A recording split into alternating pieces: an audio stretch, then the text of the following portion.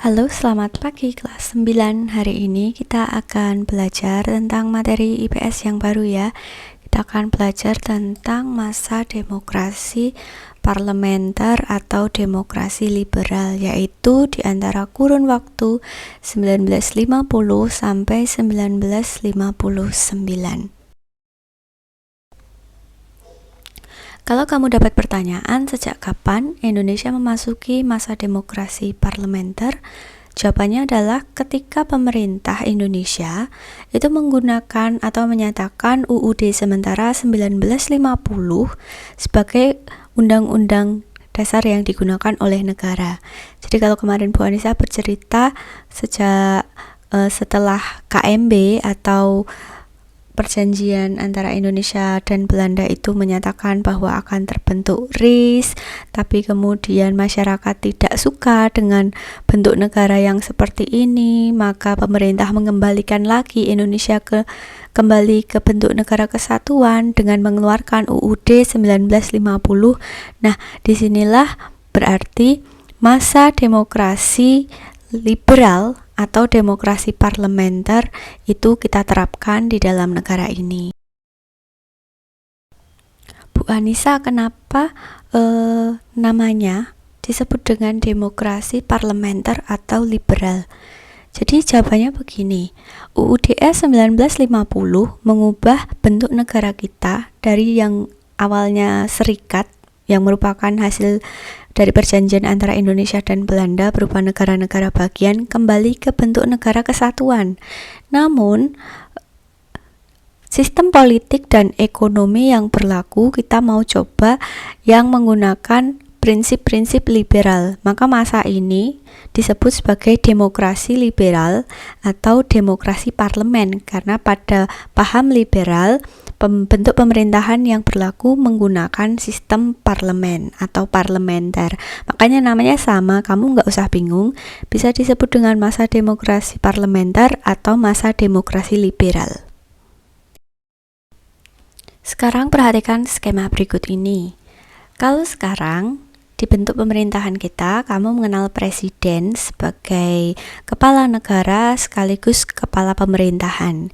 Dalam menjalankan tugasnya sehari-hari, presiden itu dibantu oleh pembantu-pembantu presiden atau yang biasa kita sebut dengan menteri. Jadi secara tidak langsung, para menteri-menteri itu dipilih khusus oleh presiden, bekerja, kemudian bertanggung jawab juga kepada presiden. Kalau misal ada yang nggak cocok kerjanya, yang berhak menghentikan dan mengganti para menteri tersebut adalah presiden. Ini yang sekarang kita kenal, sistemnya seperti ini. Namun pada sistem demokrasi liberal atau parlementer, presiden itu hanya merupakan kepala negara. Sedangkan kepala pemerintahan yang menjalankan pemerintahan adalah Perdana Menteri. Jadi dapat dikatakan presiden di sini hanya sebagai simbol negara. Sedangkan yang menjalankan seluruh kebijakan pemerintahan adalah Perdana Menteri sebagai kepala pemerintahan. Nah, Perdana Menteri dibantu oleh menteri-menteri tadi yang dia pilih di dalam sebuah kabinet bentukan Perdana Menteri. Berbeda dengan yang tadi, di sini menteri-menteri itu bekerja membantu Perdana Menteri, bukan membantu presiden. Dan Perdana Menteri dan menteri-menterinya itu bertanggung jawab kepada parlemen. Jadi yang bisa menggantikan Perdana Menteri dan menteri-menterinya adalah parlemen, atau kalau sekarang sejajar dengan DPRD. Jadi dari perwakilan dari beberapa golongan membentuk parlemen nanti yang akan bekerja mengawasi kinerja dari Perdana Menteri beserta menteri-menterinya. Jadi beda ya antara sistem yang pertama tadi dengan sistem yang ada di parlementer ini.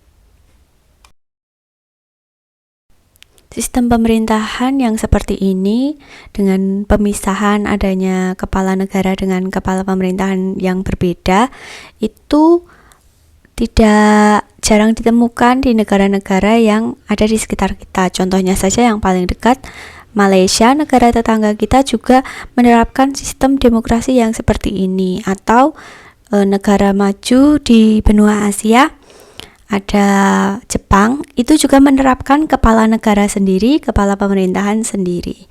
Seperti itu, nanti kamu bisa cari contoh lagi yang lainnya, karena bentuk pemerintahan parlementer seperti ini juga masih banyak diterapkan di negara-negara maju dan berkembang yang ada saat ini. Pada masa demokrasi parlementer ini kita akan mempelajari 3 bahasan utama, yaitu kita akan membahas bagaimana politik yang terjadi pada masa itu, yang kedua adalah bagaimana ekonomi, keadaan ekonominya, dan yang ketiga bagaimana keadaan sosial budayanya. Untuk hari ini kita akan belajar bagaimana keadaan politiknya terlebih dahulu. Sistem pemerintahan yang ada pada masa demokrasi parlementer itu menggunakan sistem demokrasi liberal. Dalam demokrasi liberal berlaku sistem kabinet parlementer. Artinya pemerintahan itu dipegang oleh Perdana Menteri dan menteri-menterinya bertanggung jawab kepada parlemen atau DPR. Jadi partai-partai yang ada itu berusaha menempatkan orang-orangnya untuk menduduki kursi yang ada di parlemen sebanyak mungkin. Jadi kalau mereka mendapatkan kursi yang banyak, mereka bisa mengajukan nama untuk menjadi Perdana Menteri. Nah, kalau sistem pemerintahan yang seperti ini, baiknya segi positifnya ya banyak suara-suara golongan dari masyarakat terwakilkan ke parlemen. Tapi sisi negatifnya, dengan bentuk pemerintahan yang seperti ini, pemerintahan menjadi tidak stabil karena Perdana Menteri itu sangat riskan untuk diajukan, tapi juga sangat riskan juga untuk diturunkan. Jadi kalau nggak cocok sedikit-sedikit dia bisa langsung lengser. Jadi Perdana Menteri yang menjabat itu sangat mudah untuk digulingkan. Makanya pemerintahan menjadi kondisinya tidak stabil karena sering bergonta-ganti Perdana Menteri. Pada masa ini tercatat dalam kurun waktu 1950 sampai 1959, Indonesia pernah mengalami 7 kali pergantian kabinet Perdana Menteri. Apa saja ke-7 kabinet tersebut? Nah, kita akan bahas satu persatu. Kabinet pertama adalah Kabinet Natsir yang menjabat sekitar pada September 1950 sampai pada Maret 1951. Jadi hanya sekitar 6 bulan kerja ya. Dia mempunyai program kerja, diantaranya adalah mempersiapkan atau menyelenggarakan pemilu, kemudian menggiatkan usaha mencapai keamanan dan ketentraman, dan memperjuangkan penyelesaian masalah Irian Barat. Seperti yang kalian tahu, masalah Irian Barat ini adalah masalah yang harus segera diselesaikan setelah adanya konferensi meja bundar atau KMB. Kan di KMB itu salah satu hasil perjanjiannya mengatakan untuk membahas wilayah Irian Barat minimal itu 1 tahun setelah pengakuan kedaulatan dari Belanda. Kemudian prestasi dari Kabinet Natsir ini, Indonesia pada masa pemerintahan kabinet ini berhasil bergabung menjadi anggota PBB sebagai anggota yang ke-60. Jadi Perserikatan Bangsa-Bangsa kita jadi anggota PBB pada tanggal 28 September 1950. Secara tidak langsung artinya kita muncul sebagai negara yang berdaulat di mata negara-negara yang lain. Sedangkan kejatuhan dari Kabinet Natsir ini karena adanya mosi tidak percaya dari parlemen, atau anggota-anggota parlemen itu menyatakan bahwa kamu kerjanya gimana, kok tidak memuaskan, kamu lengser saja. Itu namanya mosi tidak percaya. Nah, ini adalah akhir dari pemerintahan Kabinet Natsir. Yang kedua ada Kabinet Sukiman yang menjabat pada bulan April 1951 sampai bulan Februari 1952. Jadi belum genap 1 tahun masa pemerintahan Kabinet Sukiman ini. Program kerjanya diantara lain menjalankan tindakan-tindakan yang tegas sebagai negara hukum untuk menjamin keamanan dan ketentraman, mempercepat usaha penempatan bekas pejuang dalam lapangan pembangunan, menyelesaikan persiapan pemilihan umum konstituante, menjalankan politik luar negeri bebas aktif yang menuju perdamaian dan memasukkan Irian Barat ke dalam wilayah Republik Indonesia. Pada masa Kabinet Sukiman tidak ada banyak prestasi yang tercatat karena pada saat itu negara dalam kondisi tidak stabil. Kejatuhan Kabinet Sukiman ini diakibatkan oleh ditandatanganinya kerjasama keamanan Indonesia-Amerika Serikat. Jadi Indonesia dan Amerika Serikat punya perjanjian kerjasama, padahal sesuai dengan cita-cita bangsa bahwa Indonesia itu haruslah mempunyai politik luar negeri bebas aktif. Jadi dengan ditandatanganinya perjanjian ini seakan-akan Indonesia itu ingin masuk ke bloknya Amerika Serikat atau blok Barat. Padahal kita sudah ditegaskan kita itu tidak boleh memihak salah satu blok, kita harus ada di posisi netral. Nah, karena inilah maka Kabinet Sukiman dilengserkan. Yang ketiga adalah Kabinet Wilopo, di mana dia menjabat dari mulai April 1952 sampai pada bulan Juni 1953. Jadi ini agak lama dikit ya, 1 tahun lebih beberapa bulan. Program kerjanya yang pertama, dia ditugaskan di bidang pendidikan dan pengajaran, mempercepat usaha perbaikan dalam bidang pendidikan khususnya. Kemudian harus melengkapi undang-undang perburuhan. Yang ketiga adalah menyempurnakan organisasi alat-alat kekuasaan negara, dan yang terakhir di bidang luar negeri adalah meneruskan perjuangan merebut Irian Barat. Pada masa Kabinet Wilopo juga tidak ada pencapaian khusus yang dilakukan, namun ada sebuah peristiwa yang menyebabkan kabinet ini harus lengser, yaitu peristiwa Tanjung Morawa. Nanti anak-anak bisa searching sendiri apa itu peristiwa Tanjung Morawa. Cluenya adalah ini berkaitan dengan Partai Komunis Indonesia. Jadi ada sebuah peristiwa tragedi di Tanjung Morawa yang saat itu membuat geger negara Indonesia, dan dianggap Kabinet Wilopo tidak mampu menanganinya sehingga kabinet ini dilengserkan. Kabinet yang keempat adalah Kabinet Ali Sastro Amijoyo I.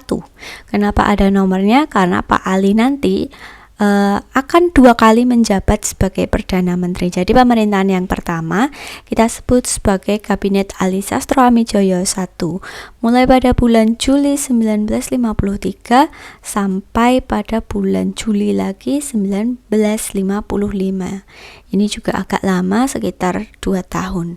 Program kerjanya di bidang dalam negeri ada bidang keamanan, pemilu juga, kemakmuran dan keuangan, organisasi negara, serta perburuhan. Di bidang Irian Barat, itu kabinet ini dituntut harus mengusahakan kembalinya Irian Barat ke dalam kekuasaan wilayah Republik Indonesia. Di bidang politik luar negeri, itu harus menyelenggarakan politik luar negeri bebas aktif tanpa memihak salah satu blok, dan meninjau kembali tentang hasil KMB khususnya bagi negara Indonesia. Prestasi Kabinet Ali Sastro Amijoyo yang pertama yaitu Indonesia berhasil menyelenggarakan konferensi Asia Afrika di Bandung. Jadi kalau ada pertanyaan pada saat kabinet siapa konferensi Asia Afrika berhasil dilaksanakan, yaitu pada Kabinet Ali Sastro Amijoyo pertama. Nah, kejatuhan dari Kabinet Ali Sastro Amijoyo yang pertama karena adanya mosi tidak percaya dari parlemen akibat peristiwa 27 Juni 1955. Ini adalah soal kedua yang harus kalian cari tahu. Ada apa di tanggal 27 Juni 1955 yang menyebabkan lengsernya Kabinet Ali Sastro Amijoyo yang pertama. Kabinet yang kelima ada Kabinet Burhanuddin Harahap, mulai pada bulan Agustus 1955 sampai pada bulan Maret 1956, tidak ada 1 tahun. Program kerja dari Kabinet Burhanuddin Harahap yaitu mengembalikan kewibawaan moral pemerintah, kemudian melaksanakan pemilihan umum, memberantas korupsi, dan meneruskan kembali perjuangan untuk merebut Irian Barat. Prestasi pada Kabinet Burhanuddin Harahap yaitu Indonesia berhasil menyelenggarakan pemilu untuk pertama kalinya. Kemudian, Kabinet Burhanuddin Harahap ini dilengsarkan karena tidak ada peristiwa khusus yang terjadi, cuma karena Pak Burhanuddin karena merasa sudah berhasil menyelenggarakan pemilu. Nah, pemilu itu kan menghasilkan parlemen-parlemen baru. Jadi menyerahkan kembali kekuasaan kepada Insinyur Soekarno untuk membentuk kabinet sesuai dengan hasil pemilu tadi. Nah, tugas ketiga yang harus kalian cari adalah pemilunya. Pemilu ini dilaksanakan 2 tahap. Kalian cari tahu 2 tahap itu tanggalnya berapa saja. Kemudian tahap pertama itu milih apa, tahap kedua milih apa, hasil tahap yang pertama seperti apa, hasil tahap yang kedua seperti apa. Kalian cari tahu di internet, nanti boleh tuliskan di buku tugas kalian dan jangan lupa upload ke Classroom. Ada 3 pertanyaan ya, dari video awal tadi sampai yang ini. Nah, kita lanjut selanjutnya. Kabinet yang keenam adalah Bapak Ali Sastro Amijoyo lagi, sehingga kabinet ini dinamakan sebagai Kabinet Ali Sastro Amijoyo yang kedua, mulai dari bulan Maret 1956 sampai bulan Maret 1957, pas 1 tahun. Program kerjanya banyak, di antara lain ada pembatalan hasil KMB, kemudian meneruskan perjuangan mewujudkan kekuasaan de facto Indonesia atas Irian Barat dan membentuk Provinsi Irian Barat, kemudian harus memulihkan keamanan, perbaikan ekonomi, keuangan, pertahanan, serta memperbaiki sistem perburuan dan peningkatan mutu pendidikan. Yang kelima, atau yang selanjutnya, ada menjalankan politik luar negeri bebas aktif lagi, yaitu meneruskan kerjasama dengan negara-negara Asia Afrika sesuai dengan hasil KAA atau Konferensi Asia Afrika di Bandung. Prestasi dari Kabinet Ali Sastro Amijoyo II banyak, diantaranya berhasil membatalkan hasil perjanjian KMB atau Konferensi Meja Bundar, kemudian berhasil juga membentuk Provinsi Irian Barat, dan bahkan pada masa pemerintahannya Indonesia berhasil mengirimkan pasukan perdamaian atau pasukan Garuda ke negara Mesir. Kejatuhan dari Kabinet Ali Sastro Amijoyo II ini karena banyak hal juga, diantaranya di masa itu banyak terjadi pemberontakan di dalam negeri, kemudian adanya konsepsi dari presiden, dan yang ketiga, kabinet yang dibentuk oleh Ali Sastro Amijoyo kurang kompak sehingga banyak menteri yang meninggalkan jabatannya karena merasa kurang satu pandangan dengan Bapak Ali Sastro Amijoyo. Inilah yang menyebabkan kabinet ini lengser kembali. Kabinet yang ketujuh atau yang terakhir ada Kabinet Juanda. Kabinet ini juga disebut sebagai Kabinet Karya. Kabinet ini menjabat mulai dari bulan Maret 1957 sampai pada bulan Juli 1959. Cukup lama ya. Bapak Juanda menjabat sebagai Perdana Menteri. Program kerja dari Kabinet Juanda ini adalah membentuk Dewan Nasional, kemudian menormalisasi keadaan Republik Indonesia, melanjutkan pembatalan KMB, memperjuangkan Irian Barat, dan mempercepat pembangunan. Prestasi pada masa Kabinet Juanda ini adalah beliau berhasil membentuk Front Pembebasan Irian Barat. Kejatuhan dari Kabinet Juanda ini karena adanya dekret presiden pada tanggal 5 Juli 1959, di mana isi dari dekret presiden tersebut menyatakan bahwa Undang-Undang Sementara 1950 tidak berlaku lagi.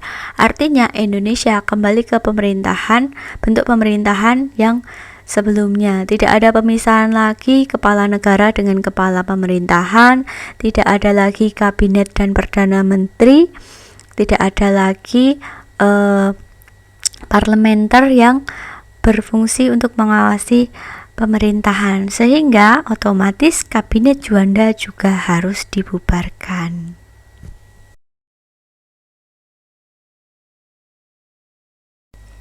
Nah, itulah ketujuh kabinet yang bergonta-ganti pada masa 1950 sampai 1959. Dalam kurun waktu 10 tahun itu Indonesia sudah berganti-ganti pemerintahan sebanyak 7 kali. Inilah yang menyebabkan pemerintahan terasa tidak stabil, kemudian gejolak politik terasa sekali saat itu, kemudian banyak hal-hal yang terjadi, pemberontakan terjadi di mana-mana, belum lagi kita harus masih memperjuangkan Irian Barat dari tangan Belanda juga, dan masih banyak hal lagi yang lainnya. Intinya 7 kabinet ini punya tugas masing-masing, punya prestasi masing-masing, dan mereka juga menghadapi masalahnya masing-masing. Ini yang harus kalian pelajari. Jangan lupa untuk menjawab ketiga soal yang Bu Anissa sampaikan kepadamu lewat video ini. Bisa dikerjakan di Classroom. Nanti Bu Anissa sediakan linknya untuk jawaban kalian. Nah, inilah pelajaran kita hari ini. Terima kasih sudah memperhatikan. Jangan lupa belajar kembali, buka LKS-mu, baca-baca lagi, atau searching-searching referensi yang lain dari internet untuk menambah pengetahuanmu tentang apa yang terjadi pada masa demokrasi parlementer atau demokrasi liberal saat ini. Terima kasih. Bu Anissa undur diri. Tuhan Yesus memberkati.